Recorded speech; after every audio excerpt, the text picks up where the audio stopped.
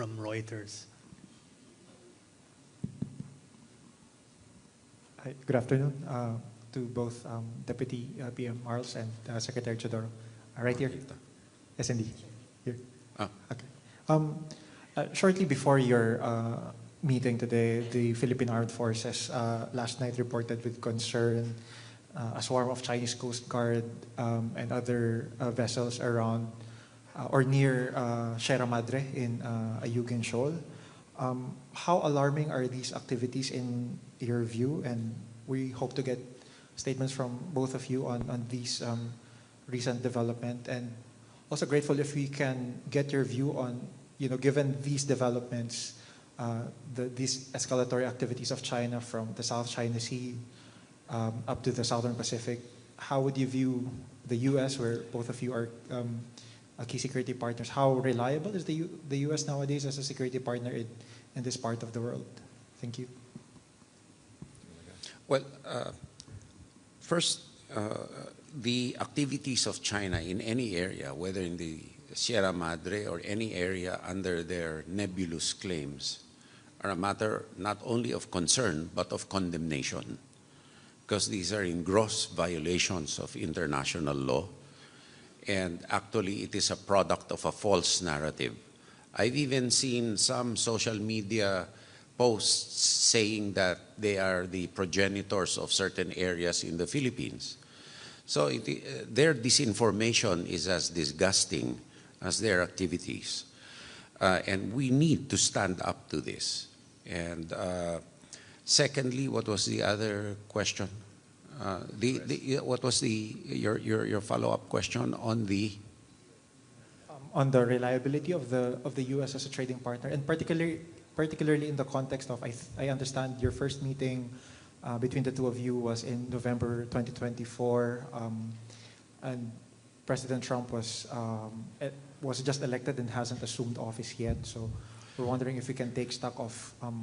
Well, insofar as the Philippines is concerned, based on our recent visit to Washington, and based on the working arrangements on the Squad, the Trilateral, the bilateral basis, as you've seen in Balikatan, the security relationship is very strong. What we cannot control are the unilateral activities of China. Hence, the need for deterring China and giving the strong message that their activities will not be tolerated by the international community, and not only us, because these are in gross violations of international law. And no matter how they answer, the fact is they are answering for the benefit of their own people and not the world, because the world cannot be presumed to be unthinking so as to accept hook, line, and sinker what they are saying. Perhaps to start where Gilberto finished, America is absolutely a reliable partner, and we, as we've been talking today about the work that we are doing bilaterally, we instinctively are talking also about how we combine that work with the cooperation that we both have with the United States. And the United States plays a profoundly important role around the world, obviously, but in this region. And the United States is a reliable partner. And from an Australian point of view, our alliance with the United States is as significant today as it has ever been. I'd want to say in response to the first part of your question, what underpins the cooperation between Australia and the Philippines is that we are both countries which are deeply invested in the rules-based order. And we are both countries which seek to work to uphold that order. And we both acknowledge and are experiencing the pressure that the rules-based order is being placed under here in the Indo-Pacific. Now, we work really closely with the Philippines in terms of asserting the rules-based order in the South China Sea and the West Philippine Sea. And that's really important for us to jointly do. We understand that in that work, there will be an interaction between defence forces. What we expect in that moment is that those interactions are done in a safe and in a professional manner. And we do have concerns about those standards not having been met in this instance. Up next, we have Brian Castillo of TV5 Network. So, good afternoon, Secretary DPM. My question is, what role does the Australia-Philippines alliance play in terms of countering or deterring aggressions in the West Philippine Sea?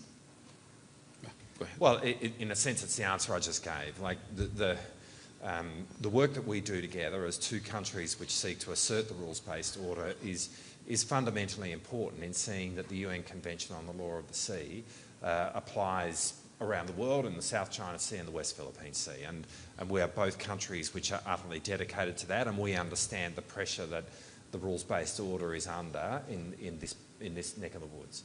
But I think I'd want to make this point as well. You know, we as countries of our size, we are invested in the rules-based order because it's what gives us agency. I mean, we are given agency when international disputes are determined by reference to international law and by reference to a set of rules, and when those disputes are determined through negotiation. The alternative is living in a world where disputes are determined by power and might. And that can't be the way in which we move forward as a world in 2025. And that's why we are, as two countries, deeply committed to the rules-based order and to our joint cooperation in asserting that everywhere around the world, but in the West Philippine Sea. I just need to add a small thing, that we are countries invested in the rules-based order, and we really need international law to have some parity so that might does not mean right. And we are also used to negotiating in good faith and not with insincerity. And as I've said, much as China professes to want dialogue and negotiation, there is a deficit of trust that they need to overcome. And with these activities that have been happening, that deficit has widened more than lessened. We now call on Liam Bartlett of Channel 7 News Australia. Gentlemen, thank you. Minister Marles, you're a hard man to track down. I've had to come all the way to the Philippines to ask you a question about accountability. But I'll give it a go. When will you finally admit that the Australian Defence Force is woefully under-equipped thanks to your current budgetary spend? Well, thank you for the question, and really happy to answer that question anywhere, including very much in Australia. And of course, I've answered questions of that kind frequently in Australia. But obviously, but nothing's changed. But I completely reject the assertion of the question.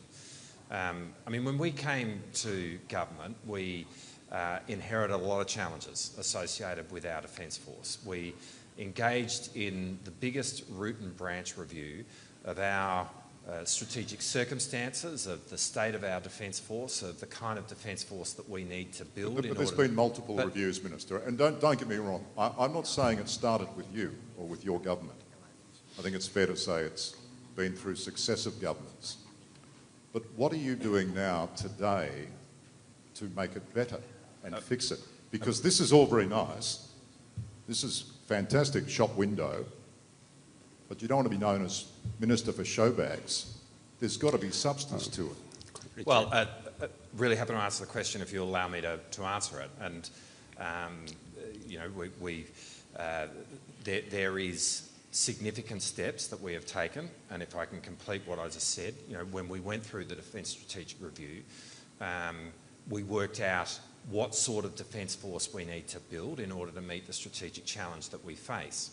Now, what that has resulted in is two things, to answer your question. One is an unprecedented level of reprioritisation of the existing defence spend, so that we are focused upon building a Defence Force which has the capacity to project. And the second thing that it's done is seen the biggest peacetime increase in defence spending in Australian history. Now, that's the fact. I get that. That's voodoo mathematics. It's not voodoo. Well, you're not taking into account inflation or the rising cost of weaponry or the Australian dollar's performance against the greenback. All of those things have eaten into that budget. All of them are more expensive. Well, obviously, if you want to make a speech, you can do that. But the fact of the matter is, when you actually look at what we have done, we have taken into account all of the factors that you have just described, and it has given rise, even with all of that, to the single biggest peacetime increase in defence spending in Australia's history. Now, that might fit whatever narrative you're trying to put to air, but that is in fact... But there's no narrative. There's no narrative. May I, Liam, excuse me, let's give the floor to others also to ask questions. That is in fact what has occurred. And the result of that is that we are seeing a surface combatant in terms of our fleet being brought into service 5 years quicker than what we inherited when we came to office. We are now seeing longer range missiles and missile manufacturing happening in Australia way ahead of what we inherited, such that that manufacturing is commencing this year. We're seeing significant steps being taken down the path of Australia acquiring a long-range submarine capability under the banner of AUKUS with our nuclear-powered submarine capability. We are seeing a much more amphibious army. We are seeing unprecedented investments in our northern bases, and I could keep going. In fact, all of these are happening, and it is about meeting the strategic moment that we face. Thank you very much. The last question will come from Ron Calunsod of Kyodo News. Good afternoon.